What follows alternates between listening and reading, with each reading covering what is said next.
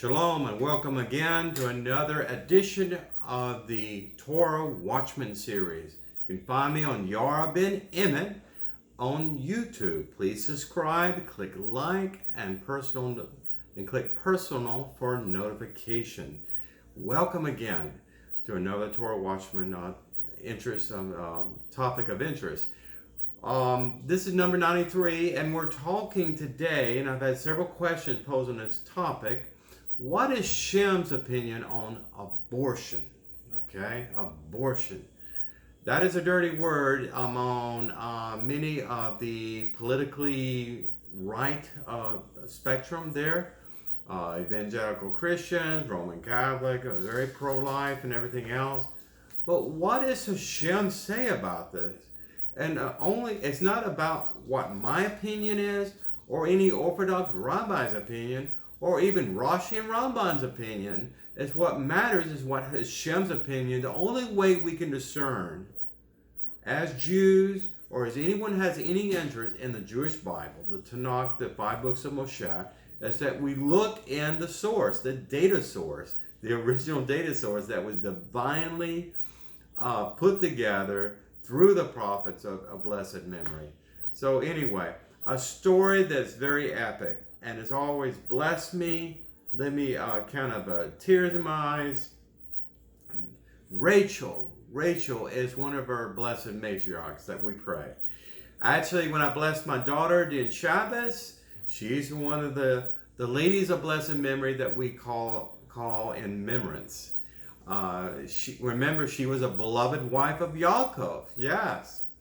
And why do I bring her up? Well, if you turn to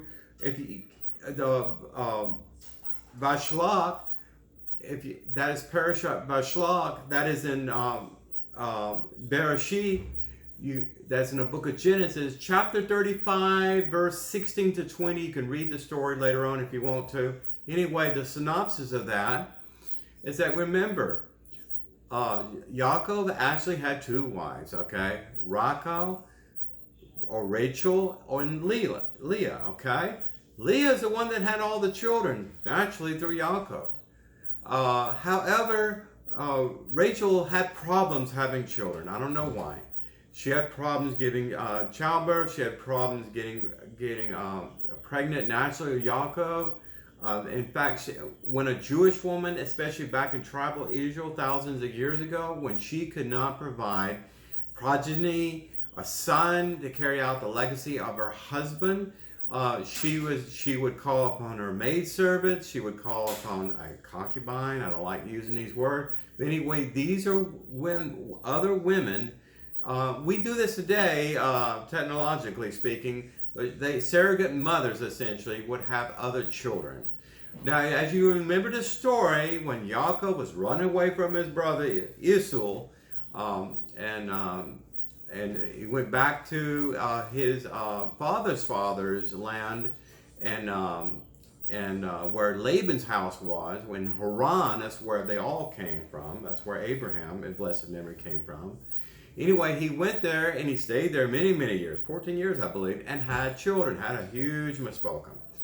Anyway, Yaakov was up in the years, and he just had an encounter with God. He had several meetings with God, with Hashem, and night vision, things like that. But there was a terrible crisis, and Shechem, that was a polytheistic, idol-worshipping Canaanite city at that time, and the rape of Dinah and other things of that nature. You can read about that story. People were killed, murdered, and everything else. It was a huge scandal, okay? Anyway, Yaakov used this opportunity in his elderly years. He said, I'm going to do a reset. That old Yaakov is behind me. I'm cleaning my life. I am removing anything that's potentially I can be accused of having idols. There's a lot of idols in Shechem, and there may be some in my caravan. He asked everyone to clean that up, okay? So when he dedicated his life back to Hashem, it was in Bethel, the city of God, house of God, and essentially was probably a mound there an area there. He erected some stones, made it kind of a pillar, some kind of thing like that. And he anointed it with olive oil, okay? And it exists to this day in Eretz Israel. But anyway, him and his wife and his caravan were leaving from that area, from Bethel, and on the road, literally, and his wife, Rachel, suddenly went into childbirth. Her waters broke, okay? It's interesting that this is the first time they actually mention in the Torah about her being pregnant, okay?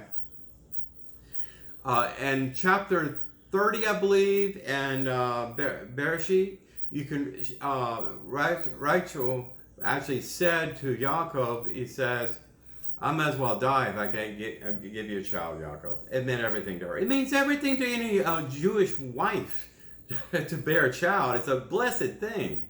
It's a wonderful thing. But anyway, on the road, literally out in nowhere, out in the country of Canaan, you know, out there, the midwife that was supporting Rachel's pregnancy, and they had midwives there, facilitators of childbirth and things like that.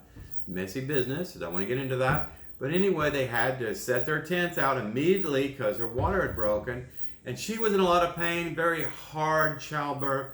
Long story short, she had a son. His name was Benjamin, and he became the chieftain of the tribe of Benjamin, you know, Benjamites and things of that nature. But anyway, she died in the middle of childbirth. So I'm not sure what happened. She delivered the child, and then her neshama left. I'm not sure what happened before and after. It's not there a lot of detail. The thing is, she cried out in a lot of pain. I mean, child labor, naturally, you know, the nature way, without C-section and anesthesia and deadening your spine and all this stuff we do today. You don't feel anything, right? Yeah. My wife told me when she had my daughter, I don't want to feel anything. My daughter was delivered to C-section at 8 months. But anyway, Benjamin was healthy. In fact, last thing she acknowledged that, congratulations, you have a son. Listen, this is the first child that she had truly with Yaakov. So it was a wonderful blessing.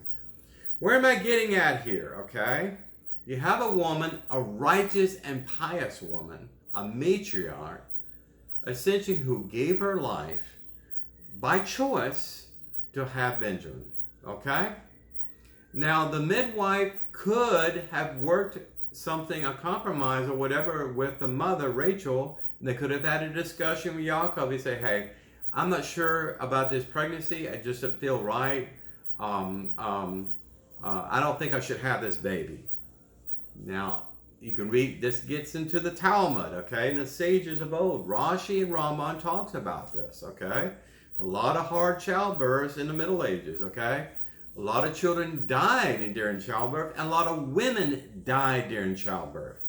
How do you deal with this in Hanukkah? Hanukkah is our Jewish constitution living in the diaspora.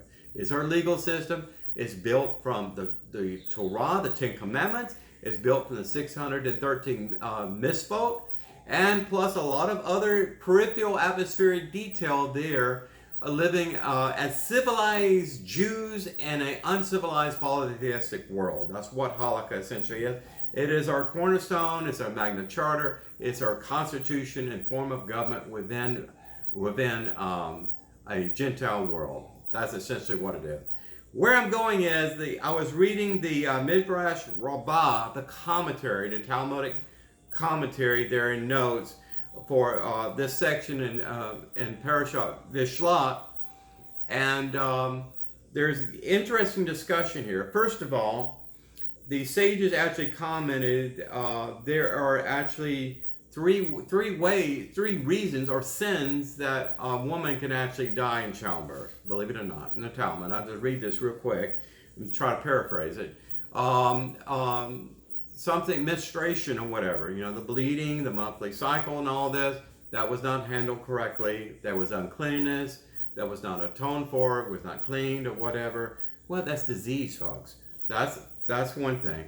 In the Middle Ages, when we started in Europe and Ashkenazi, when we started lighting Shabbos candles, a woman's primary job is to light Shabbos candles, and if that woman consistently does not follow the tradition of her mother and her bubby and lighting Shabbos candles in front of her daughters, that's a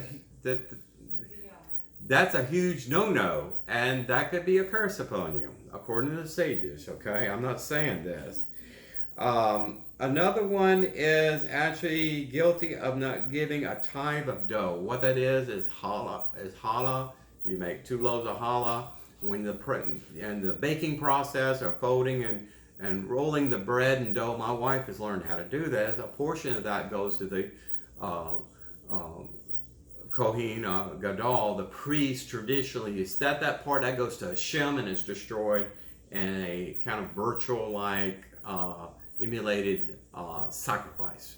Anyway, if that's not done righteously, according to the Talmudic sages, that is a sin that could contribute to a woman dying in childbirth. Don't shoot the messenger in here. I'm just giving you the information as I read it, okay?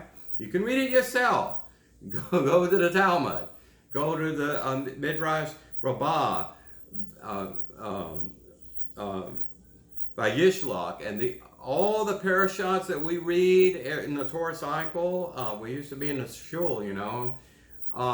We have breakouts, and you have a midrash, which is a commentary on that. Okay, it's a big section in the Talmud, a lot of volumes of that. Okay, let me bring it home. Okay, I have set up the chess pieces, identified players. I have a use case scenario. We have the death of Rachel, sudden death of Rachel. She died in childbirth, and incidentally, she was buried on the side of the road, nowhere.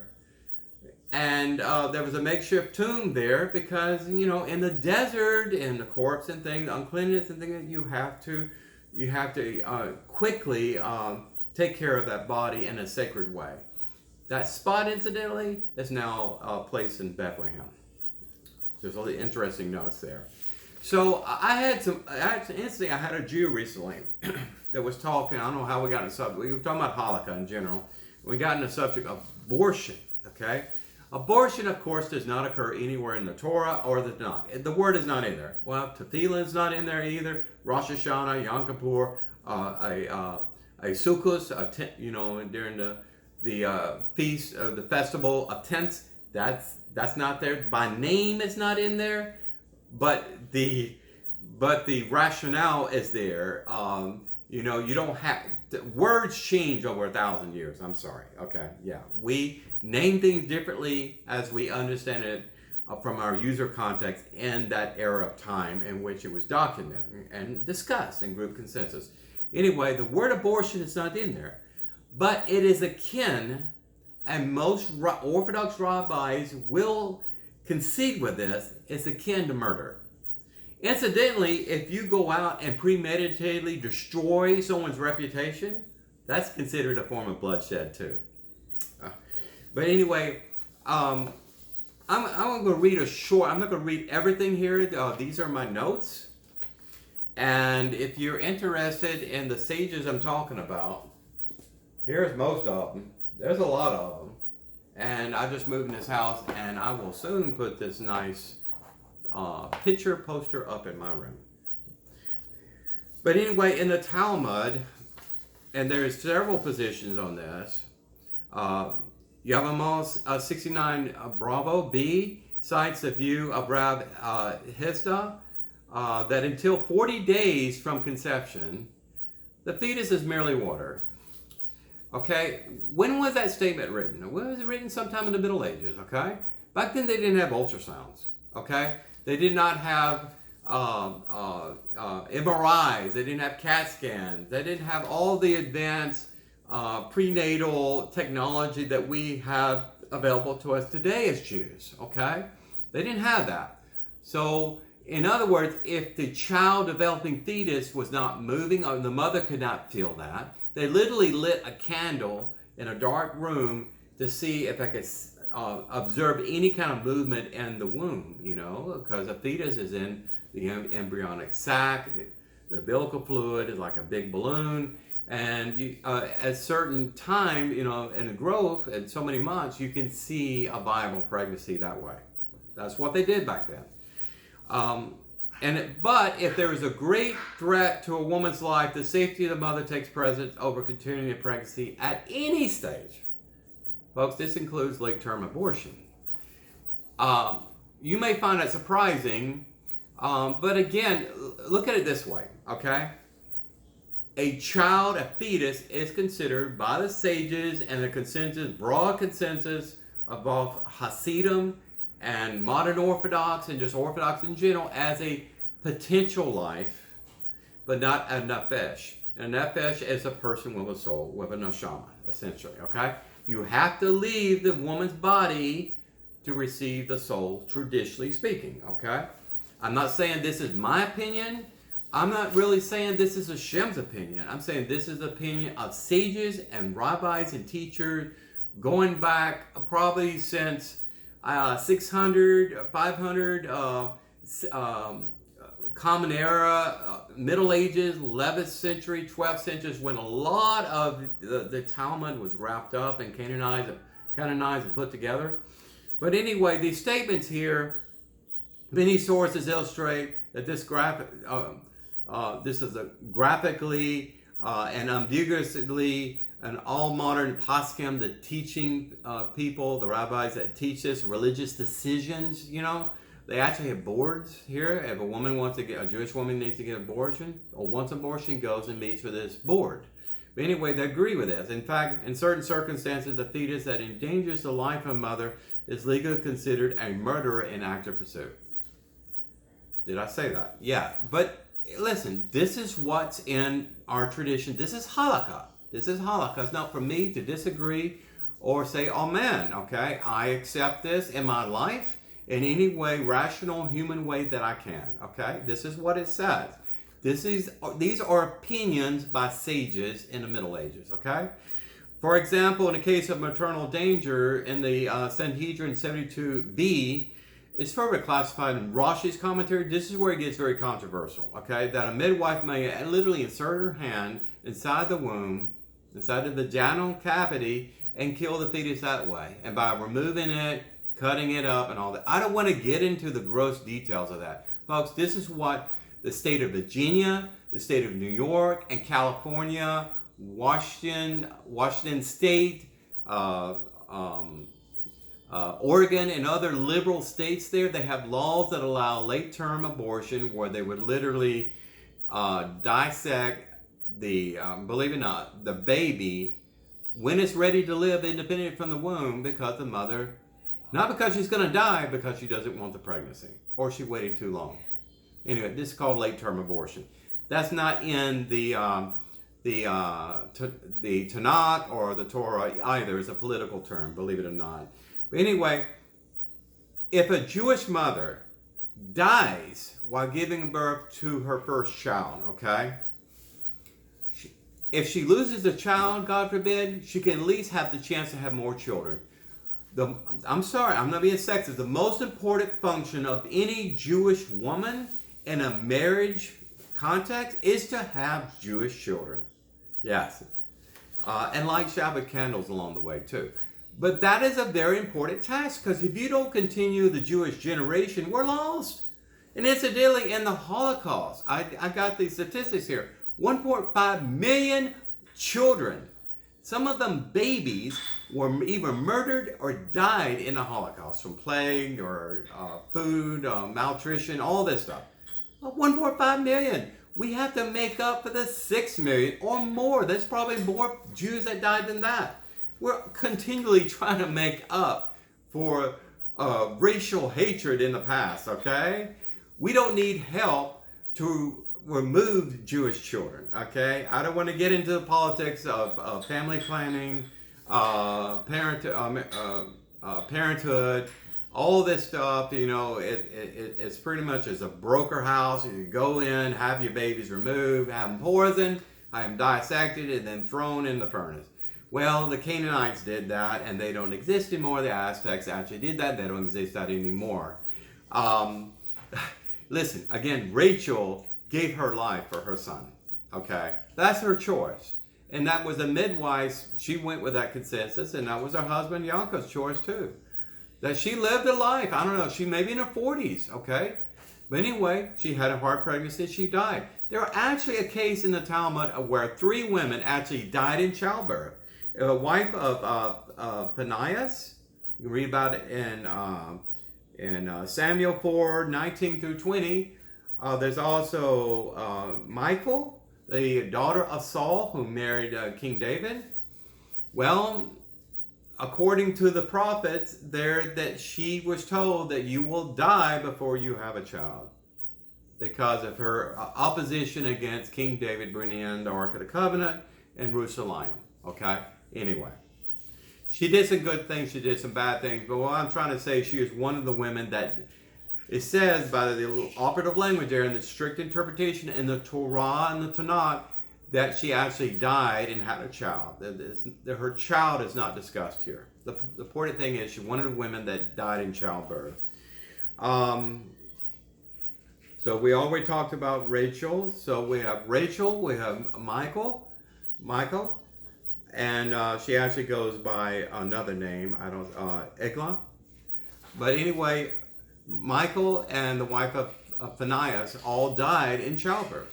Okay, these were choices. You can read in the Leviticus, I believe, it talks about I call it a use case scenario. If a pregnant woman, is caught between 2 fighting men or whatever, trips and falls downstairs or whatever, unintentional homicide and things like that, and she loses a child, okay, that's not considered a double murder. I mean, if she survives the fall, but her losing a child is not, in Jewish law and halakha, is not considered murder because that was a non-person, okay? According to their opinion and their interpretation of this, but the recompense to the husband and the mother who lost her child from this violent, argument or whatever, and she was a victim or whatever, you had a recompense. That lost child, like you would taking out someone's eye or losing someone's arm. Yeah, essentially. That's the only time it talks about that. So it infers that unborn child was part of the woman's property. Okay, and to this day, that is a viewpoint. But what I'm getting in, and I know I'm running out of time, and I Googled this. Go to the, see, this comes from the Jewish JTC, I believe. You could look at this and Google the terms. Jewish Post has some information. Anyway, these are Orthodox rabbis that oppose these very sensitive and politically hot questions, and they comment on this. And I'm just reading, and they're just simply pulling out of the pages of the Talmud different references from Ramban and Rashi and all of this. The thing is that these authorities today some of them are in consensus, some of them are have divergent opinion. Ben Shapiro, he's a modern Orthodox. He is he's very pro-life in his orthodoxy. In fact, he's very public on that. And he joins the right-wing Christians, evangelical Christians, and pro-life Roman Catholics in that too. He's not saying he believes in any of those faiths or religions. He's just saying, I am pro-life and by my personal choice. And he has that right, in a free country. But the halakha permits, indeed requires a Jewish woman to terminate her pregnancy if there is any reasonable concern for her life. Any reasonable concern. How many women die from childbirth today? Look up the statistic. It is very marginal, very small, unless you're in a third world country someplace. It doesn't happen as with medical technology and everything else. My wife in 1976 in the Soviet Union was born at 6 months. Okay, in 1976. My daughter was born through a C-section at 8 months. 24 weeks is considered viable. Believe it or not, we have delivered a fetus at 24 weeks. And I guess when they're born out of the body of the mother, they get a neshama, okay, and they become a real person. These are all legal terms, essentially. Otherwise, abortion is forbidden, though not necessarily considered murder. Not necessarily. As some other faith systems feel. Christians believe it's murder. Roman Catholics. Depends if you're a political liberal Democrat and you say, I'm a Roman Catholic, or you put politics before your religious affiliation. When you're wearing the Catholic Mass, you may say, I don't believe in abortion. When you're in the House of Representatives, you get passing legislation. You believe in late-term abortion. Anyway, it is what it is, and it's not germane to this topic. But from a public policy and perspective, the devaluation of even a potential life is societally unhealthy. It's a potential Jewish life, okay? That is probably the most scientific and known factual statement to say.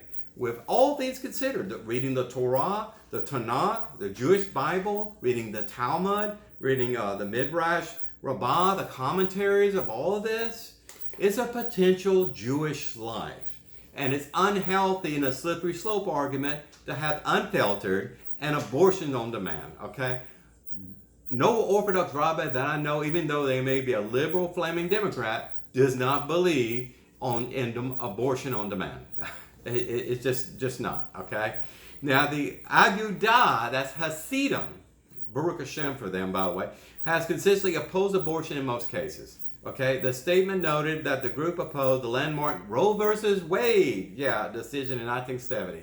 By the way, I heard Roe, after the fact, didn't believe in the law anyway. I don't know how she got involved. So we have Goy laws, we have Gentile laws living in Gentile countries. You have laws that are imposed on you, like gay marriage, like late-term abortion on demand and things of that nature, and that's imposed upon halakha, and it's up to Orthodox rabbis to discern what's best for the Jewish mispoka and community at large.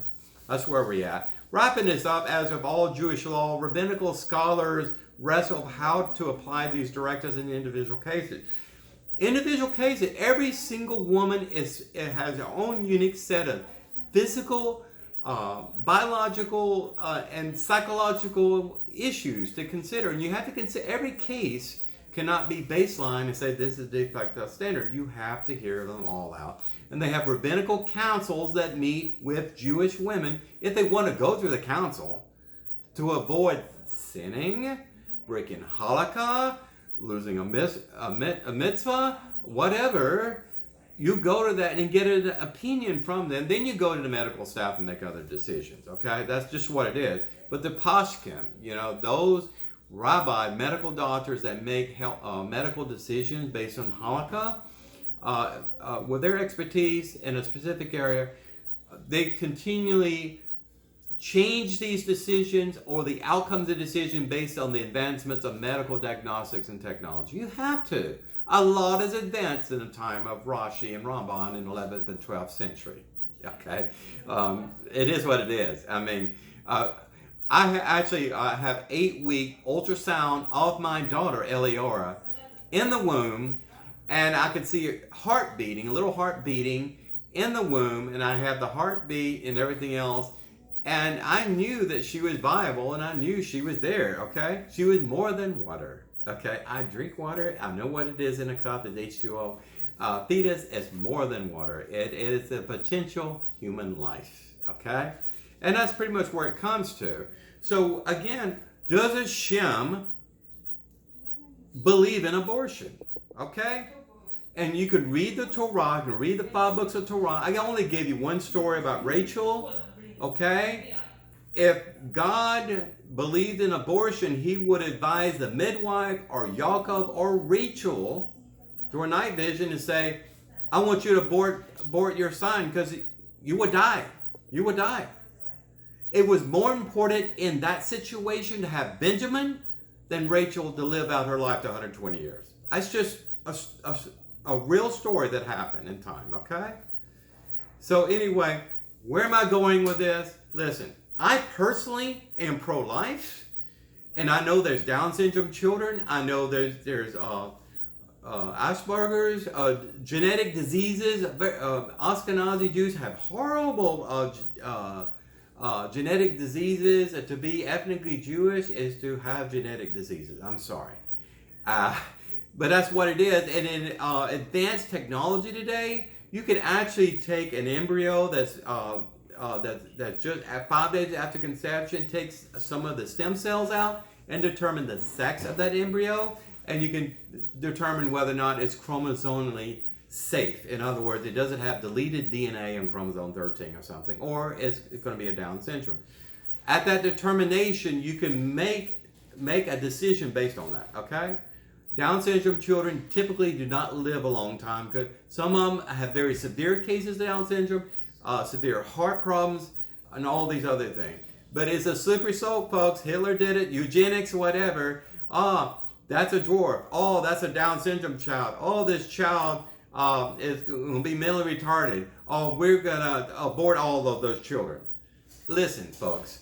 We say Baruch ben-Emmett when someone dies because we can't judge the worthiness of their life. God judges this too. Let's not be God, but let's be surrounded by godly, pious, righteous men, right? Who know the Talmud and the Torah more than this Jew does. Anyway, controversial topic here. I side with the Agudah, with the Hasidim on this. If the woman's life, if you have more evidence that the woman's going to die having this child than not, then give her the medical information to make that decision, okay? Give her the ultrasound scans and the medical data and have a group must make a decision over that, okay? That's where I'm at, okay? The life of the mother is paramount to a potential life. That's the end thing. That supports halakha. I'm not breaking halakha. I'm just talking about it. We need to discuss these things and get our skeletons out of the closet, right? Anyway, Baruch Hashem, thank you for your time and attention. Welcome to my site anytime. Review my videos and please comment. God bless you.